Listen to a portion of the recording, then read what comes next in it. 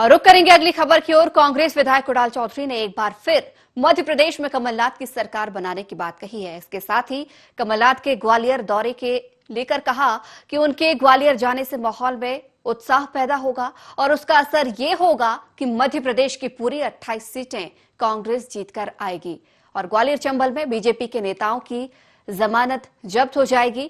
वहीं केंद्रीय कृषि विधेयक पर कुणाल चौधरी ने कहा कि देश का यह काला कानून है जो किसानों को मजदूर बनाने के लिए तैयार किया गया है। चंद उद्योगपति देश की कृषि नीति को तय करने लगे हैं।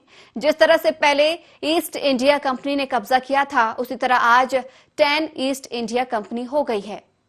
किसानों के मजदूर बनाने के विधेयक के विरोध में पूरी कांग्रेस खड़ी है।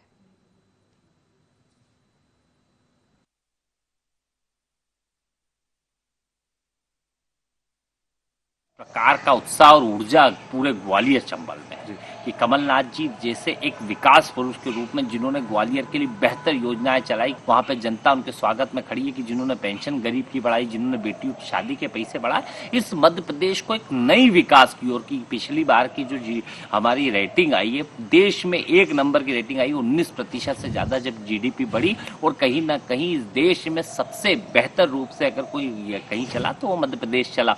तो कमलनाथ जी के उस चमत्कारी नेतृत्व को देखने के लिए ग्वालियर की जनता आतुर है। जनता उनके साथ खड़ी है। जनता चाहती है कि हमने एक जनादेश इनको दिया था, पर खरीदे हुए जनादेश पे कुछ लोग सरकार में जाके बैठे हैं और जिसने गद्दारी करके जनता के जनादेश को बेचा है, उन गद्दारों को सबक सिखाने के लिए जनता खड़ी है। और कमलनाथ जी के जाने से आप वो उत्साहवर्धन होगा कि पूरी की पूरी 28 की 28 सीटें इस मध्य प्रदेश की जीतेंगे और ग्वालियर चंबल में तो जमानतें जब्त भारतीय जनता पार्टी के नेताओं की होगी। देश के अंदर वो काला कानून जो किसानों को मजदूर बनाने के लिए तैयार किया गया, चंद चुनिंदा उद्योगपति बैठ के इस देश की कृषि नीति को तय करने लगे हैं और कहीं ना कहीं इस देश के किसानों का हक और अधिकार, और जिस प्रकार से ईस्ट इंडिया कंपनी ने पहले कब्जा किया था, आज चंद चुनिंदा 10 ईस्ट इंडिया कंपनी हो गई है जो इस देश के किसानों के साथ धोखा करना चाहती है। वो विधेयक जो किसान को मजदूर बनाने को, इसके विरोध में पूरी कांग्रेस पार्टी खड़ी है।